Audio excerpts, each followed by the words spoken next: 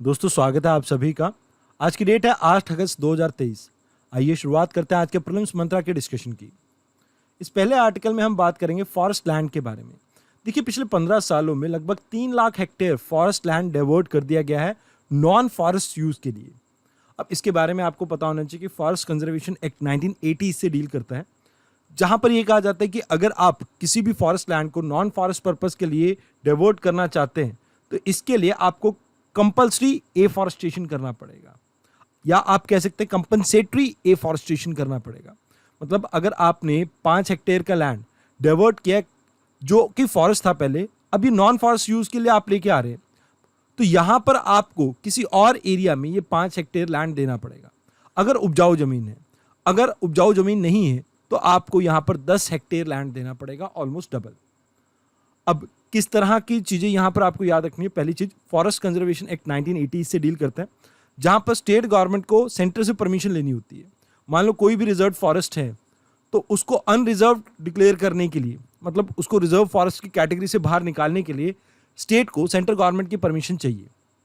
अगर मान लीजिए किसी भी फॉरेस्ट लैंड को जो कि 5 हेक्टेयर से कम है, उसके लिए स्टेट गवर्नमेंट की आपको परमिशन चाहिए होगी। यहां आपको एक चीज याद रखनी की, जो फॉरेस्ट कंजर्वेशन रूल बने थे इसके अंडर, ये बेसिकली डील करते थे कि कैसे हम फॉरेस्ट और वाइल्ड लाइफ को प्रोटेक्ट कर सकें। यहां अगर 5 हेक्टेयर से ऊपर के लैंड है, मतलब मैंने आपको कहा ना कि स्टेट डील कर सकती है 5 हेक्टेयर से कम लैंड के साथ। अगर 5 हेक्टेयर से ऊपर का लैंड है तो यहां पर फॉरेस्ट एडवाइजरी कमेटी बनेगी और ये अपनी रिपोर्ट स्टेट गवर्नमेंट को आगे फॉरवर्ड करती है, और ये बाद में डिसीजन होता है कि यहां पर बेसिकली कोई इंडस्ट्री या कोई सेटअप आप लगाना चाहते हैं जो नॉन फॉरेस्ट यूज के लिए है, उसे लगा सकते हैं कि नहीं। तो बेसिकली इसमें हम डील करते हैं उन प्रोसीजर से, मतलब इन रूल्स के अंदर उन प्रोसीजर से डील किया जाता है जिससे आप किसी भी फॉरेस्ट लैंड को नॉन फॉरेस्ट पर्पस के लिए यूज कर सकते हैं। अभी हाल फिलहाल में गवर्नमेंट ऑफ इंडिया ने इसके अंदर कुछ फेरबदल किया, जहां पर प्राइवेट सेक्टर्स, मतलब मान लीजिए अगर एक प्राइवेट कंपनी है, ये 5 हेक्टेयर से ऊपर के लैंड को यहां पर यूज करने वाली है नॉन फॉरेस्ट पर्पस के लिए, तो यहां पर प्राइवेट सेक्टर को यह कहा गया है कि भाई आप एक काम कर सकते हैं। कुछ एनजीओज वगैरह को हमने पावर दिए कि भाई आप अपने कहीं भी, जैसे मान लीजिए कुछ पैचेस फॉरेस्ट के डेवलप कर लीजिए, और बाद में ये प्राइवेट सेक्टर्स जो कंपनीज हैं ये आपसे इन्हें खरीद सकती है। मींस जैसे मान लीजिए मेरे पास हरियाणा में ज़मीन है 100 एकड़, चलो ये तो बहुत ज़्यादा होगी, बट चलो फिर भी लगा लेते हैं कि कुछ 5-10 एकड़ मेरे पास ज़मीन है। अब मैं यहाँ पर जंगल उगा लूँ और 2-3 साल तक मैं इन जंगल्स को मेंटेन करूँ। अब इसके बाद किसी भी कंपनी को अगर फॉरेस्ट के लिए लैंड की रिक्वायरमेंट है तो वो डायरेक्टली मेरे साथ कोऑर्डिनेट कर सकते हैं, मेरे से ये ज़मीन खरीद सकते हैं। अब इसमें जितनी भी मैं कीमत मांगूंगा, मतलब बिडिंग वगैरह होगी, उसके थ्रू ये इस चीज़ को हासिल कर सकते हैं। बट यहाँ एक चीज़ याद रखनी है, कुछ कमियां भी हैं इस रूल में।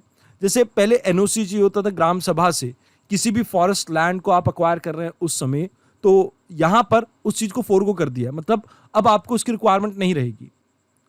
इसके अलावा फॉरेस्ट राइट जो हैं उसके तहत लोग यहाँ पर जंगल के आसपास सेटल हो सकते हैं, ये भी प्रावधान यहाँ पर प्रोवाइड किए गए हैं। तो एक बार इसका मैं आपको सार बता देता हूँ अपडेट का। देखिए मान लीजिए एक कंपनी है XYZ, ये चाहती है कि ये 10 हेक्टेयर लैंड को कन्वर्ट करना चाहती है एक फैक्ट्री के अंदर, और ये एरिया किसी फॉरेस्ट का है। यहाँ पे इन्हें सबसे पहले परमिशन लेनी पड़ेगी फॉरेस्ट एडवाइजरी कमेटी की। अब जब इससे परमिशन मिलेगी तो इसको आगे फॉरवर्ड किया जाएगा स्टेट गवर्नमेंट को, और जो लैंड लोकेट करेगी और इन्हें प्रोवाइड करेगी। अब यहाँ मान लीजिए आपने ये चीज़ करी, पहले क्या होता था कि आप जंगल उगाने के लिए सरकार को पैसा देते थे, बट अब ये यहाँ पर कहा गया है कि भाई आप मान लो मैं कोई एनजीओ चला रहा हूँ जो एफॉरेस्टेशन के ऊपर वर्क कर रही है, और मैंने 10 हेक्टेयर लैंड के ऊपर एफॉरेस्टेशन पहले से कर रखे, 3-4 साल से मैं उसे मेंटेन कर रहा हूँ, तो वो गवर्नमेंट के रिकॉर्ड में होगा। और आप गवर्नमेंट के रिकॉर्ड में जाके उन सभी, जैसे मेरे जैसे कई मान लो ऐसे एनजीओज हैं, तो आप उनसे कांटेक्ट कर सकते हैं, जिससे भी आपको प्राइस ठीक लगे आप उससे इस तरह का लैंड परचेज करके अपनी जो कंपनसेटरी एफॉरेस्टेशन की टर्म है उसे फुलफिल कर पाएंगे। तो यहाँ पर इस बारे में आपको इतना ही जानना था। आइए अब बात करते हैं अगले आर्टिकल की। इस आर्टिकल में हम बात करेंगे इंडिया के कोल्ड सिरप के बारे में। देखो पैरासीटामोल सिरप के बारे में आपने सुना होगा। अभी हाल फिलहाल में क्या हुआ है कि इसमें कुछ कंटामिनेशन देखने को मिली है जो कि अनसेफ है बच्चों के लिए। खासकर यहां पर हम बात कर रहे हैं छोटे बच्चे जो 6 साल से कम उम्र के हैं। अब यहां पर WHO के स्टैंडर्ड्स के अकॉर्डिंगली 0.10% आपको डाई इथाइल ग्लाइसोल और इथिलीन ग्लाइसोल को मिलाना होता है। बट यहाँ पर इनके जो लेवल्स हैं इस दवाई में वो कुछ ज़्यादा है, जिसकी वजह से बच्चों को पेट में दर्द, वॉमिटिंग, डायरिया यानी लूज मोशन टाइप, हेडेक और कई बार यूरिन पास करने में दिक्कत, किडनी में थोड़ी प्रॉब्लम हो सकती है और इवन बच्चों की डेथ भी हो सकती है। तो यहाँ आपको ये याद रखना है, पैरासीटामोल सिरप आपका रिसेंटली न्यूज़ में क्यों था, क्योंकि इराक के अंदर इसके अंदर कुछ कमी देखने को मिली थी, कुछ WHO के स्टैंडर्ड्स को फुलफिल नहीं कर पा रहा था ये दवाई। इसके अलावा सिमिलर कंटामिनेशन के केसेस आपको गाम्बिया में भी देखने को मिले, जहाँ पर 70 बच्चे मरे थे, उज्बेकिस्तान में 8 और कैमरून में ऐसी दवाइयों के कारण लगभग 6 बच्चों की डेथ हुई थी। साथ के साथ USA और श्रीलंका में भी कंप्लेंट आई है कि भाई बैक्टीरियल कंटामिनेशन देखने को मिलता है भारत में बने आई ड्रॉप्स में। तो यहाँ इस आर्टिकल में आपको इतना ही जानना था। इराक की लोकेशन हम बहुत बार देख चुके हैं, तो इस वजह से इस आर्टिकल में हम डिस्कस नहीं कर रहे हैं। आपसे एक सवाल है मेरा, आपको बताना है कि इराक के इर्द गिर्द कौन सी कंट्रीज अपना लैंड बॉर्डर शेयर करती हैं। जैसे आपको एग्जांपल दे देता हूँ, सऊदी हो सकता है, कुवैत हो सकता है, लेबनान हो सकता है, ऐसी और भी 2-3 कंट्रीज हैं। आप इनके नाम जरा कमेंट बॉक्स में जल्दी से लिख दीजिए। आइए अब बात करते हैं अगले आर्टिकल की। इस आर्टिकल में हम बात करेंगे हवाना सिंड्रोम्स के बारे में।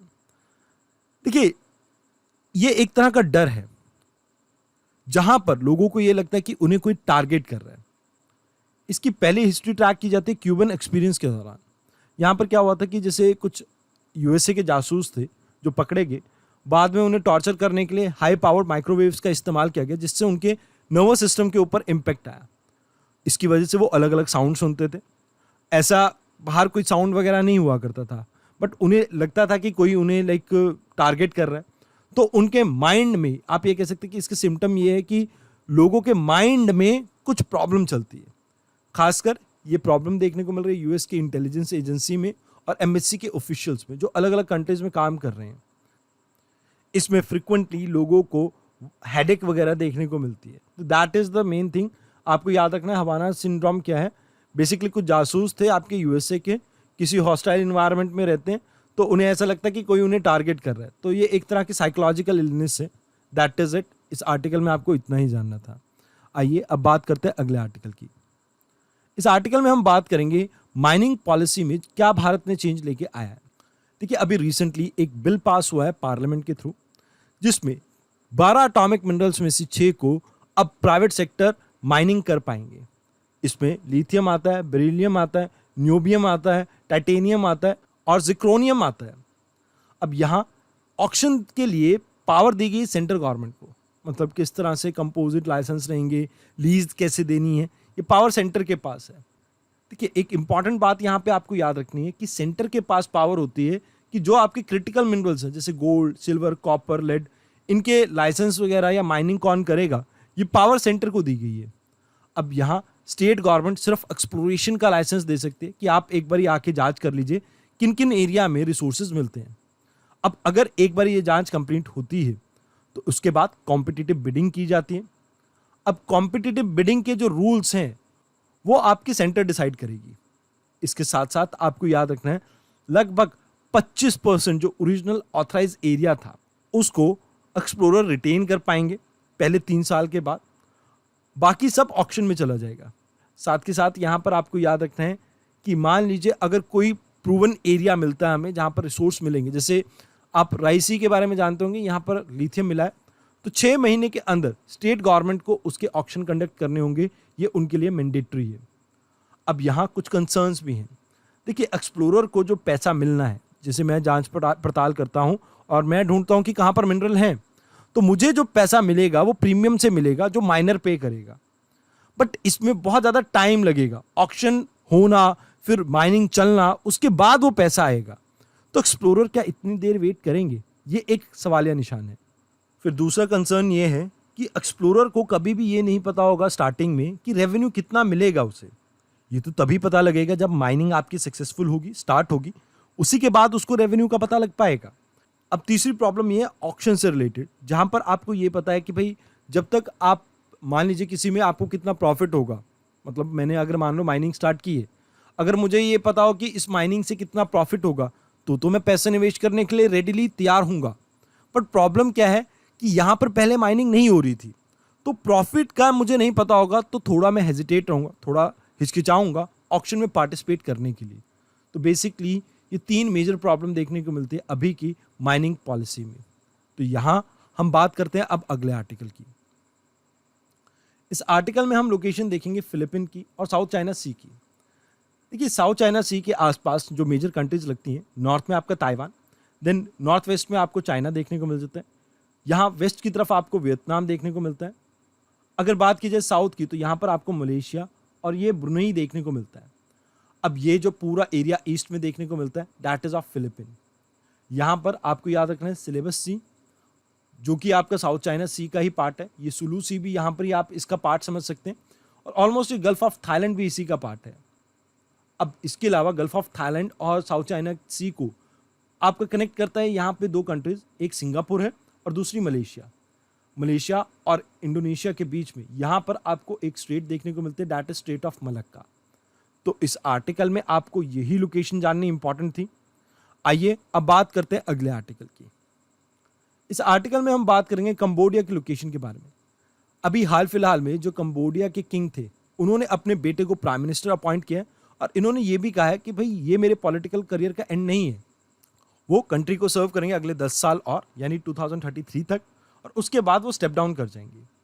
तो यहाँ आपको याद रखना है कंबोडिया के नेबरिंग कंट्रीज कौन कौन से हैं। तो सबसे पहले आप थाईलैंड को याद रखना, लाओस और वियतनाम, ये 3 कंट्रीज हैं जो आपके बॉर्डर शेयर करती हैं कंबोडिया के साथ। और ये जो आपका एरिया देखने को मिलता है यह है आपका गल्फ ऑफ थाईलैंड। तो इस आर्टिकल में आपको इतना ही याद रखना था। अगर आपको हमारे हैंड रिटन नोट्स को डाउनलोड करना हो तो आप हमारे टेलीग्राम चैनल को ज्वाइन कर सकते हैं, दैट इज यूपीएससी मंच। इस क्यूआर कोड को आप स्कैन कर सकते हैं उसे ज्वाइन करने के लिए। तो आज की इस वीडियो में इतना ही, धन्यवाद।